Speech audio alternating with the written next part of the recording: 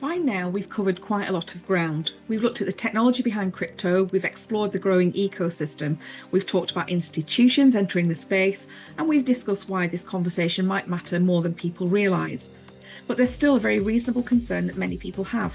How do I tell the difference between a genuine opportunity and something that's complete nonsense? The crypto world has attracted its fair share of hype. It's overpromised, it's been around speculation, and in some cases outright scams. And that's exactly why thoughtful people often stay away from this space.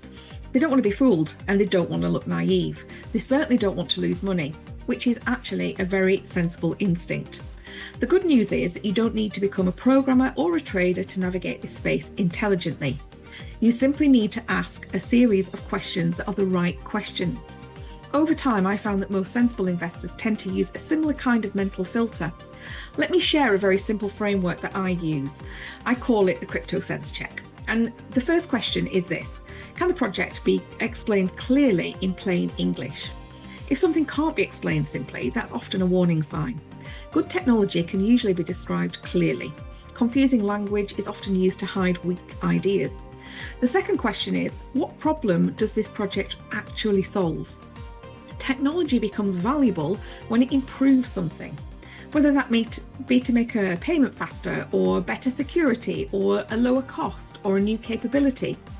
If there's no real-world utility case, the project may simply just be speculation. The third question is, who is behind the project? Serious projects tend to have visible development teams, credible partners, and clear documentation. If the people building something are completely anonymous or impossible to research, that is a red flag. The fourth question is about how the opportunity is presented. Does the language feel educational or manipulative? Responsible projects talk about technology and use cases. Scams focus on guaranteed profits, urgency, or unrealistic returns. Anytime someone promises quick riches, you should immediately be cautious.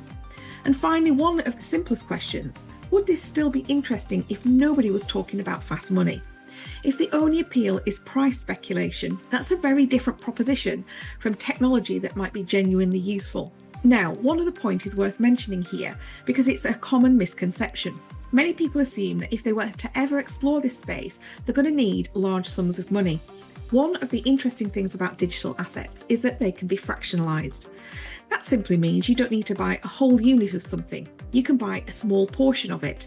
So whether someone has £10, £100 or £10,000 to explore the space, the mechanics are exactly the same.